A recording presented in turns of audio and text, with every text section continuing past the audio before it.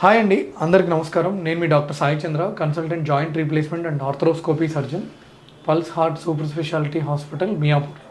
So ఈరోజు మనతో ఉన్నారు ప్రముఖ కార్డియాలజిస్ట్ డాక్టర్ మువా శ్రీనివాస్ గారు. సో సార్ని అడిగి కొన్ని ముఖ్యమైన ఇంపార్టెంట్ డౌట్స్ని మనం క్లారిఫై చేసుకుందాం. సార్, ముఖ్యంగా మీరు టైం ఇచ్చినందుకు చాలా thanks sir. Thank you sir. So first of all, చాలామంది కామన్గా అడిగే డౌట్ ఏంటంటే, ఈవెన్ ఆర్థోపెడిక్స్ నా ఓపీలో కూడా, సార్ ఇక్కడంతా లైట్గా ఏదో పెయిన్ వస్తుంది సార్ అని వేగ్గా చెప్తుంటారు. సో నార్మల్గా ఉండే ఒక చెస్ట్ పెయిన్కి, కార్డియాక్ హార్ట్ అటాక్ పెయిన్కి ఎలా డిఫరెన్షియేట్ చేసుకోవాలి? మొదట మనం కారణాలు చూసినప్పుడు ఛాతీలో నొప్పికి చాలా శాతం, అంటే ఆల్మోస్ట్ లైక్ 65 నుంచి 70% వరకు అది ఎముకలు, కండలు, ఛాతీలో ఉన్నటువంటి బోన్స్, మజిల్స్, దానిలోంచి వచ్చిన నొప్పి కామనెస్ట్ బేసికలీ. దాని తర్వాత సెకండ్ కామనెస్ట్ ఛాతీ మధ్య భాగంలో వచ్చేటువంటి నొప్పుల్లో గ్యాస్కి సంబంధించినటువంటివి. ఇప్పుడు అంటే అన్న కోసం మనం అన్నం తిన్నాం అనుకోండి, ఛాతీ మధ్యలోంచి అది పొట్టలోకి వెళ్తుంది. కాబట్టి పొట్టలో ఉన్న ప్రాబ్లమ్స్ ఛాతీ మధ్యలోకి వస్తాయి. అది రివర్స్లో వచ్చినప్పుడు మూడో కామనెస్ట్ మాత్రమే గుండె నొప్పి. కానీ ఎప్పుడైతే గుండె నొప్పి వల్ల ప్రాణాపాయం ఉంటుంది, మజిల్ పెయిన్ వల్ల కానివ్వండి, గ్యాస్ పెయిన్ వల్ల ప్రాణాపాయం ఉండదు. సో ఏ ఛాతీలో నొప్పి వచ్చినా గుండె ప్రాబ్లం ఉందా లేదా అని రూల్ అవుట్ చేసుకోవడం సబబు. ఎందుకు? సింపుల్ లాజిక్ ఏం చెప్తుంది, మనకి సీరియస్ ప్రాబ్లం ఉందో లేదో చూసుకోవడం అవసరం. అది లేదంటే మనకి ప్రాణాపాయం లేదు, మిగతా మెల్లగా మనం చూసుకోవచ్చు. కాబట్టి చూస్తారు బేసిక్లీ. సో ఎవరన్నా ఛాతీ నొప్పి అని వచ్చినట్లయితే ముందు మనం ఇది బుర్రలోకి వస్తుంది. కానీ దీనికి ఇప్పుడు ఛాతీలో నొప్పి గుండెకి సంబంధించిందా, గుండెకి సంబంధించింది కాదా అనేది ఫస్ట్ మేజర్ డిఫరెన్సియేషన్. అలా చూడాలి అంటే గుండె నొప్పి ఎలా ఉంటుందంటే, నొప్పి అంటే దాని నేచర్ ఎలాగైనా ఆ పేషెంట్ ఫీల్ అవ్వచ్చు. కానీ నడిస్తే నొప్పి వస్తుందా? సో ఏ నొప్పి అయినా నడిస్తే పెరుగుతోంది, లేకపోతే అంటే బరువు ఎత్తడం, నడవడం, లేకపోతే ఏదో పని చేయడం, దీనివల్ల పెరిగే నొప్పి గుండె నుంచి వస్తుంది. ఆ తర్వాత నొప్పితో పాటుగా చెమటలు పట్టడం, ఇది కామన్గా గుండె నుంచి వచ్చేటటువంటి నొప్పికి సంకేతం. థర్డ్ ఇంపార్టెంట్ ఏంటంటే, ఛాతీ సెంటర్ భాగంలో, అంటే పొట్ట పై భాగం నుంచి ఛాతీ సెంటర్లో గొంతు పన్ను దాకపోతుంది, లోవర్ దవడ దాకా పోయి ఇది ఎడం పక్కకి వెళ్తుంది. ఎడం భుజం నొప్పి, ఎడం చెయ్యి నొప్పి అన్ని ఛాతీలో నొప్పులు కావు, అంటే గుండెకి సంబంధించిన ఛాతీలో నొప్పులు కావు. సో మధ్యలో వచ్చి అది ఎడమ పక్కకి వెళ్ళేది. ఈ మూడు టిపికల్ క్యారెక్టరిస్టిక్స్ అని అనుకుంటాం. సో ఇవి ఇలా ఉంటే గుండె నొప్పి సంబంధించిన నొప్పి ఉండే అవకాశం ఎక్కువ అని మనం ఈ ఇనీషియల్ ఎవాల్యుయేషన్ అలా ప్రొసీడ్ అవుతాం. సార్, కొంతమందికి వాంతుల్లాగా వచ్చినట్టు అనిపిస్తుంది, అదేంటి సార్ అది? సో ఇప్పుడు గుండెలో మూడు రక్తనాళాలు ఉంటాయి. సో అది గుండె అంతా రక్త ప్రస్థానం రావడానికి కవర్ చేస్తుంది. గుండె ముందు భాగం, గుండె కింద భాగం, గుండె పక్క భాగం. ఇప్పుడైతే గుండె కింద భాగం రక్తనాళం బ్లాక్ వచ్చిందో, గుండె కింద భాగంలో హార్ట్ అటాక్ వచ్చిందో, గుండె పొట్ట మీద కూర్చొని ఉంటుంది బేసికలీ.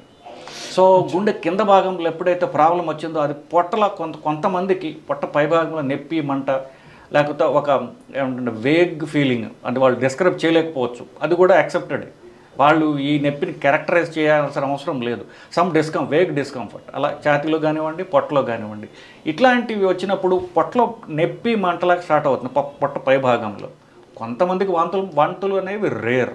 బేసిక్లీ పొట్ట పై భాగంలో నొప్పి, నాకు తెలిసి ఇది గ్యాస్ ప్రాబ్లం అనుకుని ఆ రోజుల తరబడి పేషెంట్ ఉండిపోయే అవకాశం ఉంది. ఎస్పెషల్లీ ఎవరైతే వాళ్ళకు ఉన్నటువంటి రిస్క్ ఫ్యాక్టర్తో పాటుగా షుగర్ ఉండడం, సిగరెట్ తాగడం, ఇట్లాంటితో పాటుగా ఆల్కహాల్ అలవాటు ఉందో, వాళ్ళు చాలామంది ఏంటంటే ఇది ఆల్కహాల్ వల్ల వచ్చింది అని వాళ్ళు అపోహపడి డిలేడ్గా ప్రసరడం అవడం కామన్గా జరుగుతుంది. సో ఎవరికైతే ఇప్పుడు రిస్క్ ఫ్యాక్టర్స్ ఉన్నాయో, sugar, BP, family history, cigarette, ఈ 4 ఉన్నప్పుడు వాళ్ళకి పొట్ట పై భాగంలో నొప్పి వచ్చినా సరే ఒక్కసారి వాళ్ళు ఈసీజీ తీయించుకోవడం అనేది చాలా అవసరం. సార్, ఇప్పుడు గుండె పెయిన్ అని డౌట్ వచ్చి ఇమీడియట్గా హాస్పిటల్కి వస్తే ఈసీజీ తీస్తాం సార్. సో నెక్స్ట్ ఏంటి సార్, ఈసీజీలో ఏమైనా చేంజెస్ ఉంటే ఎలా? సో 100% ఈసీజీ అనేది సింపుల్ అండ్ బెస్ట్ టెస్ట్ అండి. గుండెలో బ్లాక్స్ ఉన్నాయా, బ్లాక్స్ ఉంటే ఏ రక్తనాళం వల్ల వచ్చింది, ఏ గుండెలో ఏ భాగానికి ప్రాబ్లం వచ్చింది చెప్పడానికి ECG is the best test, plus widely available. So ఈసీజీలో ఆల్రెడీ వాళ్ళు చేసుకుని వస్తారు, లేకపోతే మనం ఈసీజీ చేస్తాం. ఈసీజీలో మోస్ట్లీ చాలా వరకు తెలిసిపోతుంది మరి గుండె ప్రాబ్లం ఉందా లేదా. కానీ ఒక్కొక్కసారి ఏంటంటే మరీ తొందరగా వచ్చిన, మరీ వాళ్ళు అంటారంటే ఇప్పుడు షుగర్ ఉన్న, ఇట్లా వాటిలో కొన్ని శాతం మందిలో ఈసీజీ నార్మల్గా ఉండొచ్చు వాళ్ళకి. అచ్చా. వాళ్ళకి ఒక బ్లడ్ పరీక్ష ఒకటి ఉందండి. అంటే ఇప్పుడు ఏ హార్ట్ అటాక్ వచ్చినా చివరికి గుండె కండ డ్యామేజ్ అవుతుంది. అవును సార్. సో గుండె కండ ఎప్పుడైతే ఎంత కొద్ది మాత్రం డ్యామేజ్ అయినా సరే రక్తంలో ట్రోపోనిన్స్ అనేవి పెరుగుతాయి. ఓకే. సో ఈసీజీ నార్మల్గా ఉన్నా సరే మనం అంటే 100% రూల్ అవుట్ చేసుకోవాలనుకుంటే ఈ ట్రోపోనిన్ అనే పరీక్ష చేసుకోవడం ద్వారా, ట్రోపోనిన్ పాజిటివ్ అంటే ఖచ్చితంగా గుండె ప్రాబ్లం ఉన్నట్టే ఈసీజీ నార్మల్ అయినప్పటికీ కూడా. సో ఎమర్జెన్సీ సిచ్యువేషన్లో ఈసీజీ తర్వాత ఈ ట్రోపోనిన్ ఇది best combination. Okay sir. Sir ఇప్పుడు 2 పాజిటివ్ ఉంటే నెక్స్ట్ ఏంటి సార్? సో ఇప్పుడు 2 పాజిటివ్ అంటే మొదట వాళ్ళు తెలుసుకోవాల్సింది ఏంటంటే గుండె హార్ట్ అటాక్ ఉన్నది. ఎస్. ఆ ట్రోపోనిన్ అది పెరిగే శాతం బట్టి గుండె హార్ట్ అటాక్ తీవ్రత తెలుస్తుంది మనకి. కొంచెం పెరిగితే హార్ట్ అటాక్ కొంచెం ఉన్నది, బాగా పెరిగింది అనుకోండి తీవ్రమైన హార్ట్ అటాక్ ఉన్నట్లు లెక్క. అప్పుడు ఛాతీలో నొప్పి కూడా ఉంటుంది వాళ్ళకి, బట్ ట్రోపోనిన్ పెరిగితే ఖచ్చితంగా హార్ట్ అటాక్ ఉన్నట్లు లెక్క. హార్ట్ అటాక్ ట్రీట్మెంట్ ఎలా చేయాలి అనేది మీ question base. Heart attack treatment heart attack size బట్టి ఉంటుంది. అంటే ఇప్పుడు హార్ట్ అటాక్తో పాటుగా వాళ్ళకి బీపీ తగ్గిపోయిందా, లేకపోతే మిగతా ఇవన్నీ చూసుకుంటాం బేసికలీ. సో హార్ట్ అటాక్ మందు ఇంజక్షన్లు ఇవ్వడం ద్వారా ట్రీట్ చేయొచ్చు. సో తర్వాత యాంజియోగ్రామ్ చేసి అది ఎక్కడ బ్లాక్ ఉన్నది ఆ బ్లాక్ని తీసేయడం కూడా చేయొచ్చు మనం. సో ఏ హార్ట్ అటాక్ అయినా 2 రకాలుగా ట్రీట్ చేయొచ్చు మనం. ఇంజక్షన్లు ఇస్తే ఆ రక్తం నాళంలో రక్తం గడ్డ వల్ల మూసుకుపోయింది బేసికలీ. ఆ గడ్డ కరిగించడం ఎలా స్పెసిఫిక్గా మాట్లాడంటే అట్లా. ఎంత ఎర్లీగా హాస్పిటల్కి వస్తే బెటర్ సార్? ఎంత ఎర్లీగా హాస్పిటల్ రాగలిగితే అంత ఈజీగా అంత బాగా మనం ట్రీట్ చేయగలం. గోల్డెన్ అవర్ అనేవాళ్ళు. గోల్డెన్ అవర్ అంటే ఫస్ట్ 1 అవర్ నుంచి 3 అవర్స్ దాకా కనుక వాళ్ళు హాస్పిటల్కి వచ్చినట్లయితే అప్పుడు మనం సింపుల్ ఇంజక్షన్ ఇవ్వడం ద్వారా పూర్తి హార్ట్ అటాక్, ఎంత పెద్ద హార్ట్ అటాక్ అయినా వాళ్ళు రివర్స్ అవుతుంది. 3 గంటల తర్వాత ఎంత లేట్ అయితే అంత ఎక్కువ డ్యామేజ్ జరుగుతుంది. వాళ్ళ డ్యామేజ్ అయిన గుండెని మనం రివర్స్ చేయడానికి కూడా అంత కష్టం అవుతుంది. ఇది 12 గంటల దాకా. సో 12 గంటల లోపలికి వస్తే మనం మందు ఇవ్వడం ద్వారా కానివ్వండి, బెస్ట్ అయితే ఆ రక్తనాళాన్ని ఎక్కడ బ్లాక్ అయిందో యాంజియోగ్రామ్లో మనం ఐడెంటిఫై చేయాలి, ఆ బ్లాక్ క్లియర్ చేయడం ద్వారా మనం రివర్స్ చేయగలం. చాలా వరకు డ్యామేజ్ని రివర్స్ చేయగలం. 12 గంటలు దాటితే వాళ్ళకి డ్యామేజ్ అయిన గుండె రివర్స్ అవ్వడం చాలా కష్టం. సో 3 గంటల లోపల హాస్పిటల్కి రీచ్ అవ్వాలి. Yes sir. సార్ ఇంకొక ఇంపార్టెంట్ థింగ్ ఏంటంటే సార్, ఈ సిటీ యాంజియో ఈ మధ్య బాగా పాపులర్ అయిపోయింది సార్. నేను కూడా ఒక వేరే డాక్టర్ గారిని చూశాను, ఆయన వెళ్ళి సిటీ యాంజియో చేయించుకున్నారు. సో ఈ సిటీ యాంజియోలో మనకి ముందే పసిగట్టచ్చా సార్?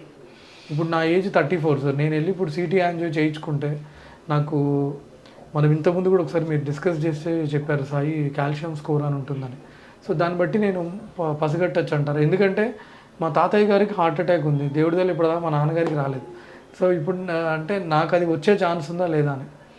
సో ఇప్పుడు మీరు డాక్టరు, బట్ ఎవరైనా సరే ఏ పరీక్ష అయినా చేయొచ్చా అన్నప్పుడు ఆ పరీక్ష ఏమిటి, ఆ పరీక్ష వల్ల మనకి ఏమైనా డ్యామేజ్ ఉందా? సిటీ స్కాన్ అనేది ఎక్స్రే. అవును సార్. సో సిటీ యాంజియో అంటే ఏంటంటే రక్తనాళంలో ఒక ఇంక్ లాంటి పదార్థాన్ని ఇంజెక్ట్ చేస్తారు, అది శరీరం అంతా తిరుగుతుంది, గుండెలో కూడా వస్తుంది. ఎప్పుడైతే గుండె రక్తనాళంలోకి వచ్చిందో అప్పుడు మనం ఎక్స్రే తీసి చూస్తారు. సో సిటీ స్కాన్ వల్ల కాస్త రేడియేషన్ ఉంటుంది. మనం ఈ డై ఇంజెక్ట్ చేయడం వల్ల కూడా కొంతమందికి ఎలర్జీలు రావచ్చు, కిడ్నీ ప్రాబ్లమ్స్ ఉంటే అది కిడ్నీ ప్రాబ్లం పెరగచ్చు, ఇట్లాంటి కొన్ని రిస్క్స్ ఉంటాయి. అది అంత ఇప్పుడు మామూలు చిన్న రక్త పరీక్ష చేసినట్టుగానో అంత సింపుల్ పరీక్ష కాదు. సో ఎవరికి చేస్తాము, అది డెఫినెట్గా ఇది అవసరం అన్నప్పుడు చేస్తాం. అవసరం ఎప్పుడు ఉంటుంది? ఎవరికైతే షుగర్ ఉంటుందో, అంటే హార్ట్ అటాక్ ఉండే బ్లాక్స్ ఉండే అవకాశం ఎవరికి ఎక్కువ ఉంటుందో వాళ్ళకి చేస్తాం. ఎవరికి ఎక్కువ ఉంటుంది? షుగర్ ఉన్న వాళ్ళకి ఎక్కువ ఉంటుంది, స్ట్రాంగ్ ఫ్యామిలీ హిస్టరీ ఉన్న వాళ్ళకి ఎక్కువ ఉంటుంది. సో ఇట్లాంటి పరిస్థితుల్లో ఒక అతను వస్తాడు, వచ్చి మా ఇంట్లో ఆల్మోస్ట్ 2 కంటే ఎక్కువ, అంటే 3కి నా బాబాయిలు, పిన్నులు, లేకపోతే మేనమావులు ఇలాంటి వాళ్ళు హార్ట్ అటాక్స్ ఉన్నాయి, మా తల్లిదండ్రులకి 2కి హార్ట్ అటాక్స్ ఉన్నాయి, నాకు హార్ట్ అటాక్ ఉండే అవకాశం ఉన్నదా అని ప్రశ్న అడిగినప్పుడు మనం ఖచ్చితమైన సమాధానం చెప్పాలి. సో అలాంటి పరిస్థితుల్లో గుండెలో బ్లాక్స్ ఉన్నాయా లేదా తెలుసుకోవడానికి సిటీ స్కాన్ ఉపయోగపడుతుంది. కానీ ఆ సిటీ స్కాన్ అనేటువంటి టెక్నాలజీ దాని మీద మనకి పూర్తి గ్రిప్ రాలేదు ఇంకా. సో ఒకవేళ సిటీ స్కాన్లో బ్లాక్స్ ఉన్నాయనుకోండి 100% చెప్పలేము. దానికి మళ్ళీ యాంజియోగ్రామ్ చేసుకుని మామూలు అంటే కన్వెన్షనల్ యాంజియోగ్రామ్ అనేది చేసుకుని రిపీట్ చేసుకుని చూసుకోవాలి. ఎందుకంటే మనకి ఆ సిటీ స్కాన్ అనేటటువంటి పరీక్ష చూసి బ్లాక్ని ఐడెంటిఫై చేసి ఎగ్జాక్ట్గా చెప్పగలిగేటటువంటి ఆ టెక్నాలజీ అంత ఇంప్రూవ్ కాలేదు, 100% ఫుల్ ప్రూఫ్ కాదు. సో సిటీ స్కాన్ అనేది ఒక ప్రెడిక్షన్ ఇస్తుంది. దాని నుంచి తర్వాత మళ్ళీ యాంజియోగ్రామ్ చేసుకోవాలి. కానీ సిటీ స్కాన్ నార్మల్ ఉంటే బ్లాక్స్ లేనట్టే లెక్క. అచ్చా. సో ఇట్లా ఉపయోగపడుతుంది తప్ప అది ఖచ్చితంగా చెప్పడానికి అది పూర్తిగా ఉపయోగపడదు. సో ఫ్యామిలీ హిస్టరీ ఉంటే చేయించుకోవచ్చు అంటారా విత్ కార్డియాలజిస్ట్ అడ్వైస్? ఇప్పుడు అంటే బ్లాక్స్ ఉండే అవకాశం వరకు ఎక్కువ ఉంటుంది వాళ్ళకి. ఇప్పుడు షుగర్ ఉన్న వాళ్ళకి బ్లాక్ ఉండే అవకాశం ఎక్కువ ఉంటుంది. సో అలాగే షుగరు ప్లస్ స్మోకింగ్ ఉందనుకోండి, ఇట్లా ఉన్న వాళ్ళకి అవకాశం ఎక్కువ ఉంటుంది. లేదా స్ట్రాంగ్ ఫ్యామిలీ హిస్టరీ ఉన్న వాళ్ళకి, లేదా ఫ్యామిలీ హిస్టరీ ఎక్కువ ఉంది, కొలెస్ట్రాల్ రక్తంలో ఎక్కువ ఉంది, సో రక్తంలో బ్లాక్స్ ఉండే అవకాశం ఎక్కువ ఉంది, వీళ్ళు చేసుకోవచ్చు కావాలంటే. Okay, thank you sir.